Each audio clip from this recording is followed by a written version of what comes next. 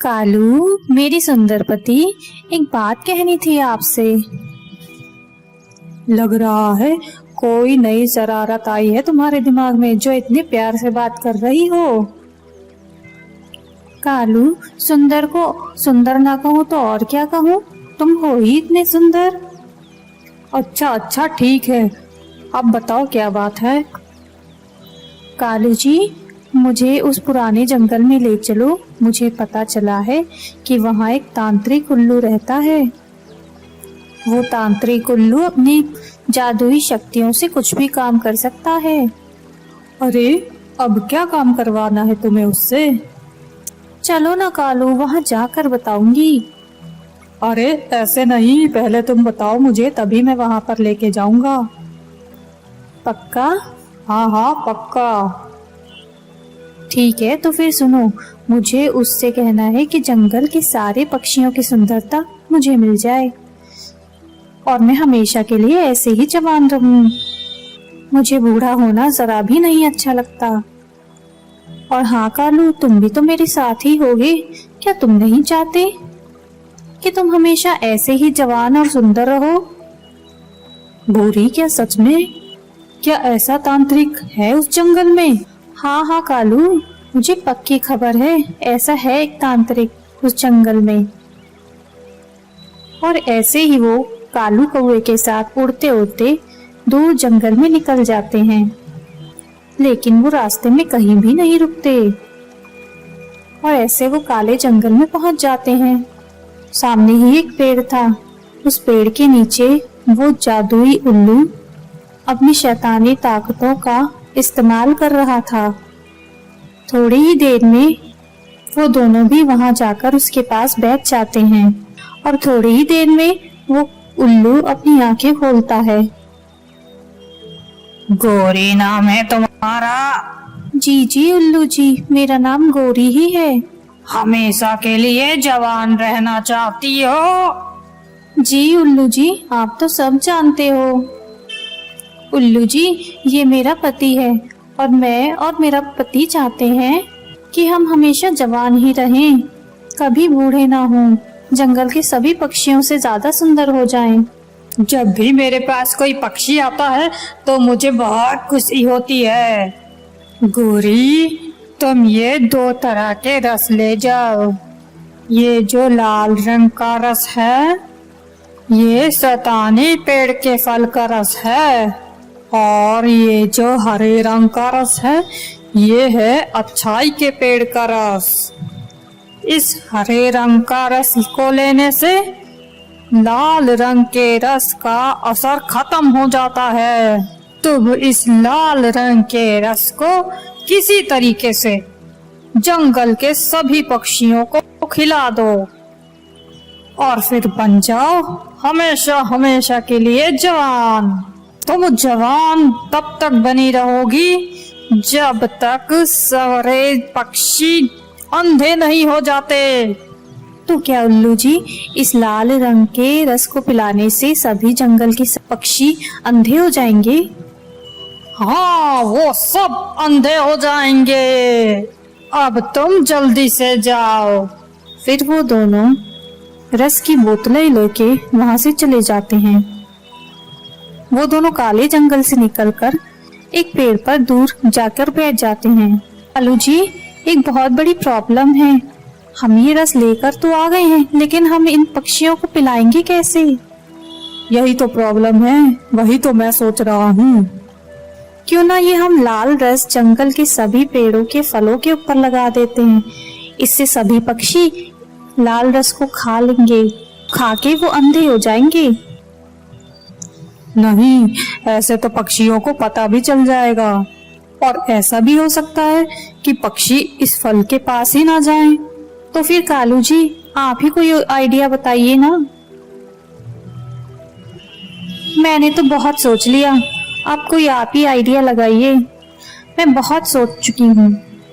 आखिर आपको भी तो जवान और खूबसूरत बनना है हमेशा हमेशा के लिए। मैंने ढूंढ लिया है इसका उपाय। क्या ढूंढ लिया है? मुझे भी बताइए ना जल्दी से। हम जंगल में खाने को बहुत ही टेस्टी चीज लाएंगे, जिसको खाने के साथ साथ पिया भी जाता है। अरे कालू जी, ऐसी क्या चीज है? वो है पानी पूरी। वो बहुत ही टेस्टी होती है।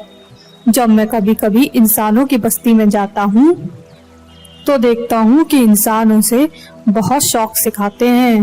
वो बहुत ही स्वादिष्ट होती है। लेकिन कालू जी, वो कहाँ से मिलेगी? तुम ये रस लेकर जाओ, और हाँ, तुम इसे छुपा कर रखना, कोई पक्षी ना देख ले। और मैं बंदोबस्त करता हूँ पानी पूरी का। मैं इंसानों की बस्ती से पानी पूरी लेकर आता हूँ। और फिर ऐसे गोरी कौवी अपने घर की तरफ और कालू कौवा इंसानों की बस्ती की ओर चला जाता है और दोनों रसों की बोतलों को अपने घोंसलों में छुपा देती है। कुछ ही देर में शाम हो जाती है। ये कालू पता नहीं कहाँ चला गया। इतना समय हो गया है, अभी तक लौटा ही नहीं। वो ऐसा सोच ही रही थी कि कालू भी आ जाता है। बहुत भारी है ये, बहुत मुश्किल से उठा कर लाया हूँ। गोरी, वो रस कहाँ है? वो तो मैंने छुपा के रख दिए हैं घोंसले में। लेकिन कालू जी, ये पानी और पूरी खिलाएंगे कैसे पक्षियों को? हम जंगल के बीच में दुकान लगाएंगे गोलगप्पे की, और बोलेंगे अब हम बेचा करेंगे ये जंगल में, लेकिन पहले दिन फ्री में। ये पानी पूरी इतनी टेस्टी होती है कि सारे जंगल के पक्षी 2 मिनट में चट कर जाएंगे इसे। तुम पानी पूरी की आवाज लगाती रहना और मैं डाल डाल कर देता रहूंगा सबको। और फिर ऐसे रात हो जाती है। दोनों अपने घोंसले में सो जाते हैं। अगले दिन सुबह ही उन दोनों ने पानी पूरी की दुकान लगा ली होती है और लाल रंग का रस उस पानी पूरी के पानी में मिला देते हैं। वो गोरी कौवी फिर आवाज लगाती है सभी पक्षियों को, सुनो सुनो पक्षियों, आ जाओ सभी लोग। आज हमने पानी पूरी की दुकान लगाई है। आज पहला दिन है तो सभी पक्षियों को फ्री में गोलगप्पे खाने को मिलेंगे। ये इंसानों का भोजन है, ये इंसानों का भोजन है और खाने में बहुत टेस्टी है। ऐसा सुनते ही सारे पक्षी वहाँ पर देखते ही देखते इकट्ठे हो जाते हैं। यही कबूतर, ये आज तो गोरी और कालू कौवे ने एक नया ही काम शुरू कर दिया है। अरे चुरा लाया होगा ये कहीं से। ये क्या करना, फ्री में है, चलो खा लेते हैं। और कुछ ही देर में सभी पक्षियों ने इस पानी पूरी को खा लिया होता है। जैसे ही उन पक्षियों ने उस पानी पूरी को खाया, वो सभी पक्षी थोड़ी ही देर में अंधे हो जाते हैं। अरे अरे कबूतर, तुम कहाँ हो? मुझे कुछ नजर नहीं आ रहा। मैं तो इधर ही हूँ, मुझे भी कुछ नजर नहीं आ रहा। अरे नहीं नहीं, ये क्या हो गया हमारे साथ? हमें तो कुछ नहीं दिखाई दे रहा है। हाँ हाँ, तुम सही कह रहे हो, ये सब उस कालू कौवे के गोलगप्पे से खाने के कारण हुआ है। सभी पक्षी नाराज होकर वहीं बैठ जाते हैं। चलो कालू, हमारा काम बन गया। अब हम लोगों को जवान होने से कोई नहीं रोक सकता। और फिर ऐसे ही वो लोग वहां से उड़ जाते हैं। देखते ही देखते शाम हो जाती है। सोना चिड़िया आज सुबह से उस जंगल में नहीं थी, इसलिए शाम के वक्त वो अपने घर लौट कर आ रही थी और देखती है कि जंगल के सभी पक्षियों को परेशान पाती है। तोते भैया, क्या बात है? आप सब यहाँ पर परेशान क्यों बैठे हो? सोना चिड़िया, तुम हो क्या? हाँ हाँ, मैं ही हूँ। फिर तोता सोना चिड़िया को उस काले कौवे की करतूत बताता है। तोते भैया, आप सभी पक्षियों को लालच नहीं करना चाहिए था। आपने क्यों उस काले कौवे से स्वादिष्ट पानी पूरी लेकर खाई? लेकिन अब आप लोग परेशान मत हो। मैं जाती हूँ कालू की तरफ और देखती हूँ कि वो लोग अब क्या खेल खेल रहे हैं। और फिर सोना चिड़िया कालू कौवे की तरफ चली जाती है। सोना चिड़िया जैसे ही वहाँ जाती है तो गोरी कौवे कालू कौवे से कुछ बात कर रही होती है। सोना चिड़िया वहीं पास में एक पेड़ के पीछे छुप जाती है। कालू जी, अब पक्षी तो सारे हो गए हैं अंधे और अब मैं इन सभी पक्षियों की सुंदरता हासिल कर लूंगी और मैं बन जाऊंगी सबसे सुंदर पक्षी। गोरी, वो लाल रस कहाँ है जो मिलाया था हमने पानी पूरी में, जिससे पक्षी अंधे हुए हैं? वो मैंने घोंसले में ही छुपा लिया है और ये हरा रस भी छुपा रखा है, जिसे पीने से उस लाल रस का असर भी खत्म हो जाता है। ठीक है, इन दोनों रस को संभाल कर रखना। और फिर ऐसे ही रात हो जाती है। वो दोनों बातें करते करते सो जाते हैं। सोना चिड़िया बोलती है, अब मुझे पता चला, गोरी ने लाल रस से पक्षियों को अंधा किया है। और फिर सोना चिड़िया कौवे के घोंसले में जाकर वो लाल रस उठाती है और घोंसले में पड़े अमरूद के ऊपर वो लाल रस डाल देती है। फिर वो हरा रस लेकर वहां से चली जाती है। सोना चिड़िया बहुत तेज उड़ती हुई वापस उन पक्षियों के पास आ जाती है। तोते भैया, अपना मुंह खोलिए। फिर सोना चिड़िया हरे रस की 2 बूंदे तोते के मुंह में गिरा देती है। ऐसे ही सोना चिड़िया 2-2 बूंद करके सभी पक्षियों को पिला देती है। थोड़ी ही देर में उस शैतानी रस का असर खत्म हो जाता है और फिर सभी पक्षी ठीक हो जाते हैं। और फिर सोना चिड़िया सभी पक्षियों को पूरी बात बताती है। हम अब कभी भी उस कालू कौवे और गोरी कौवे का विश्वास नहीं करेंगे। इसके बाद सभी पक्षी अपने अपने घरों को चले जाते हैं।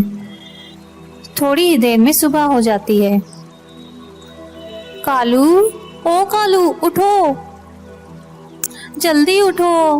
वो रस नहीं है, ना ही वो लाल रस है और ना ही वो हरा रस है। फिर कालू कौवा जल्दी से उठ जाता है। मैंने तो यहीं रखे थे वो दोनों रस। गोरी बहुत परेशान हो जाती है।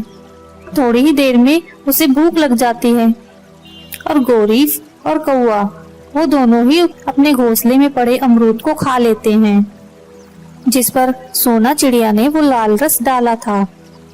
वो जहरीला अमरूद खा के थोड़ी ही देर में वो दोनों अंधे हो जाते हैं।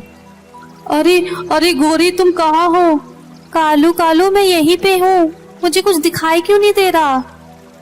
हे भगवान, ये हमारे साथ क्या हो गया? हमने तो पक्षियों को अंधा किया था, अब हम अंधे कैसे हो गए? गोरी, ये हमारे बुरे काम का परिणाम है। और फिर ऐसे वो दोनों रोने लग जाते हैं। इस कहानी से हमें ये सीख मिलती है कि बुरे काम का अंत बुरा ही होता है और जो गड्ढा हम दूसरों के लिए खोदते हैं उसमें हम खुद ही गिर जाते हैं।